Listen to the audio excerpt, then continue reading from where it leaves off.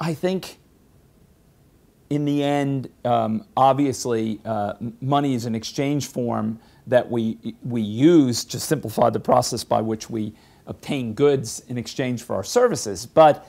And at that level, a monetary system provides us, obviously, enables us to get what we need to live.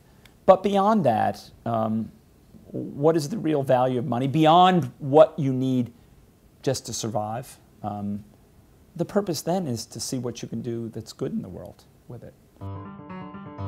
Leading an institution which asks people to give their money to invest in social good, I really believe in that model because it is what we do.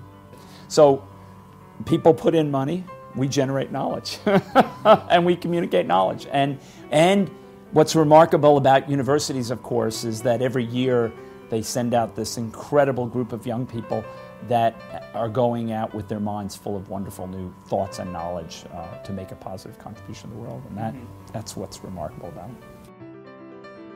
The concept of money? Well, money was invented at a certain level of complexity of the economy when it just becomes too cumbersome to barter. So if you have something that I want, say a computer, I want to take a computer from you and I have something you want, maybe an automobile, we could exchange them, but that would be extremely cumbersome. On the other hand, there's a simple way of exchanging, namely having a common medium of exchange, which we both accept, and using that common medium, which happens to be a couple of pieces of paper. That's a lot easier. And over the course of time, money evolved to play that role. Well, it's a lot more complicated than that, of course. Sure. I mean, even getting to a single currency for a particular country took a long time.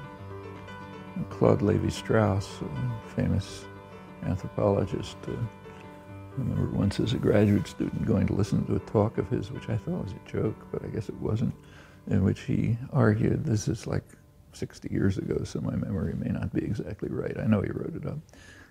He argued that humans have three modes of interchange. One of them is language, another is money, a third is women. He says if you look at cultures, we all have some language which is very kind of light. You know, a word doesn't weigh anything, so very fast communication with words. Money is a little bit heavier and more cumbersome, so the interaction is slower. Women in many cultures is just like once a generation. So in plenty of cultures, a woman is handed over to another family in exchange for something that's received by the donor family. And then the woman becomes maybe the slave of her mother-in-law or something like that. Well, that's communication and over generation. I can see what he's talking about. I think the concept of money arises in the context that there is no culture that exists in its isolation.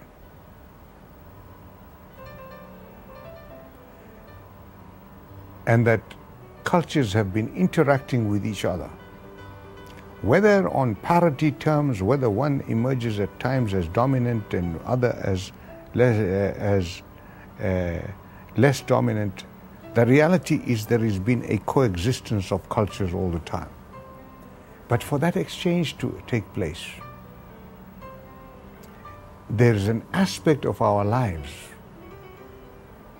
particularly as it related to the material aspect of our world, that was so easy to be translated into commodities, and around which exchange took place. So money sits at the nexus of a very perceivable material exchange taking place between cultures and communities. It is therefore an extremely useful instrument and a facilitator. But like all instruments, you can use it for your own destruction or for building.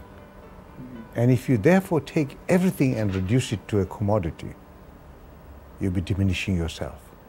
So money for me has been, is and remains an extremely useful mechanism and tool to facilitate that exchange. But I do not want us to end up worshipping it.